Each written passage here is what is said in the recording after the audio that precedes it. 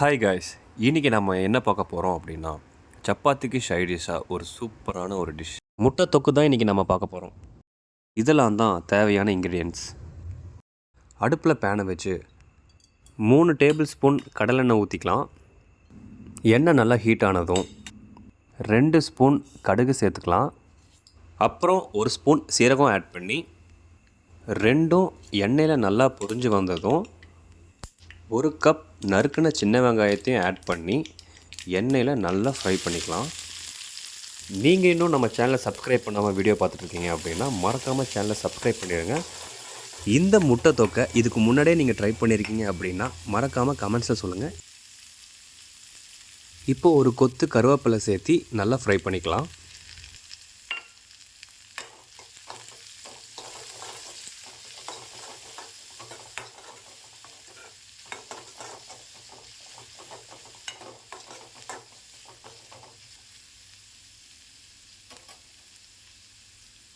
இப்போது 4 சைஸ் பெரிய தக்காளி எடுத்து நல்லா கட் பண்ணி மிக்சியில் போட்டு அரைச்சி அதில் ஆட் பண்ணிக்கலாம்.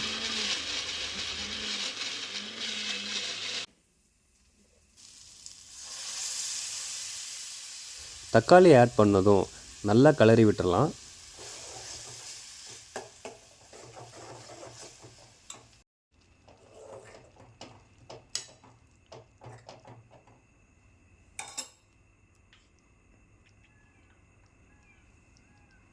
இப்போது 1 ஸ்பூன் மஞ்சத்தூள், அப்புறம் 1.5 ஸ்பூன் மிளகாத்தூள் ஆட் பண்ணிக்கலாம்.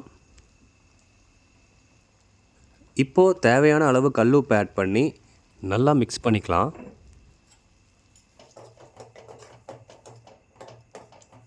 நல்லா மிக்ஸ் பண்ணதும் 1 கிளாஸ் தண்ணி ஊற்றி மிக்ஸ் பண்ணி தண்ணி நல்லா சுண்டுற அளவுக்கு கொதிக்க விட்டுறலாம். ஒரு 5 மினிட்ஸ் மூடி போட்டு மூடி வச்சுக்கலாம். தக்காளியும் நல்லா வெந்துடும், தண்ணியும் நல்லா சுண்டிடும். இந்த கன்சிஸ்டன்சி வந்ததும் மூடி எடுத்துகிட்டு நல்லா கிளறி விட்டுக்கலாம்.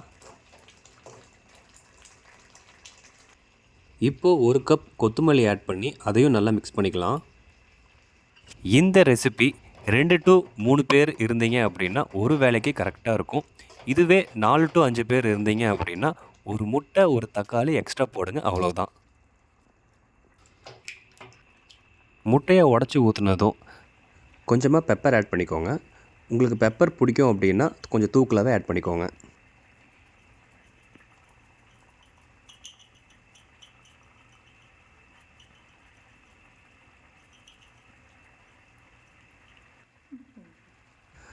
நல்லா மிக்ஸ் பண்ணிக்கோங்க. முட்டை கட்டி கட்டி இல்லாமல் மிக்ஸ் பண்ணிக்கிட்டே இருங்க, நல்லா ட்ரை ஆகிற வரைக்கும்.